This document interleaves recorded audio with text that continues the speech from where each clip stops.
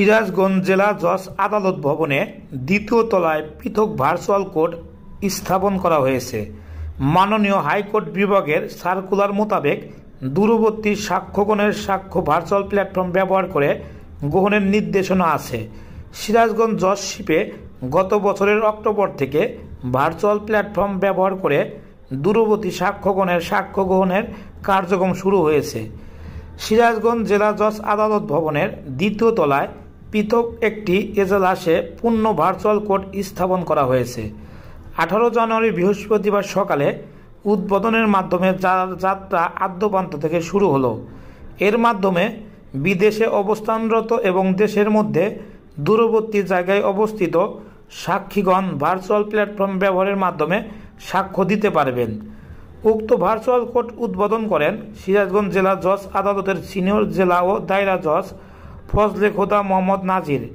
এ সময় উপস্থিত ছিলেন নারী ও শিশু নির্যাতন দমন ট্রাইব্যুনাল 1-এর বিজ্ঞ বিচারক শেখ মোহাম্মদ নাসিরুল হক, নারী ও শিশু নির্যাতন দমন ট্রাইব্যুনাল 2-এর বিজ্ঞ বিচারক বেগম সালমা খাতুন, আদালতের বিজ্ঞ chief judicial magistrate Mohammad Rashed Talukdar সহ আদালতের অন্যান্য বিজ্ঞ বিচারকগণ। এছাড়াও সিরাজগঞ্জ জেলা আইনজীবী সমিতির সভাপতি কায়সার আহমেদ লিটন উপস্থিত ছিলেন। সংবাদের আলো, ডেস্ক নিউজ। বাংলাদেশে একটা অভিনব উদ্যোগ, এটা মাননীয় হাইকোর্ট বিভাগের সার্কুলারের ভিত্তিতে সারা বাংলাদেশে ক্রমান্বয়ে এই ব্যবস্থা চালু হবে। দূরবর্তী যে সমস্ত সাক্ষীগণ আছে, মামলার বিচারপ্রার্থী যারা আছে বিদেশে অবস্থান করেন, তারা বিদেশে অবস্থান করেই নির্ধারিত পদ্ধতিতে আমাদের এই ভার্চুয়াল কোর্টের সাথে সংযুক্ত হয়ে তারা সাক্ষ্য দিতে পারবেন।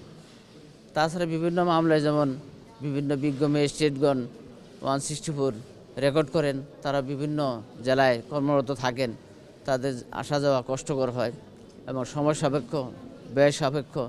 তো আমরা ভার্চুয়াল পদ্ধতিতে তাদের সাক্ষ্য নিতে পারলে তারা এই হ্যারাসমেন্ট থেকে মুক্ত হতে পারবেন, সাধারণ মানুষও উপকৃত হবে।